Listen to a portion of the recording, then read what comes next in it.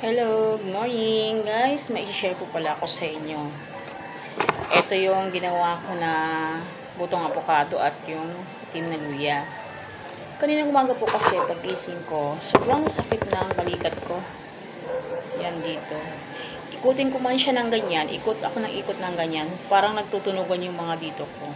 Kaya naisipan ko pong pahiran ng ginawa kong yan, langis na may buto ng avocado. Tapos hinaluan ko nga ng luyang itim. So guys, maniwala kayo sa hindi, 5 minuto lang po na pinahid ko siya. Nawala po parang magic. Dati kasi, yung ginawa ko na to, meron akong pag-alinlangan. Ano ba to? Gagaling ba to? Pero kanina po, wala talaga akong ibang pinahid. Kundi ito lang. Sobrang effective po talaga guys. Subukan nyo po. I-try nyo po.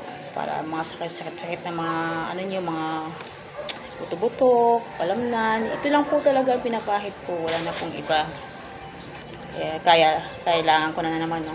Wala na pong laman na alcohol. Lalagyan ko na naman siya.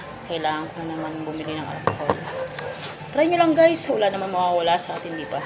Pero talaga ako, para sa akin, effective po talaga siya guys. Try nyo po. Thank you.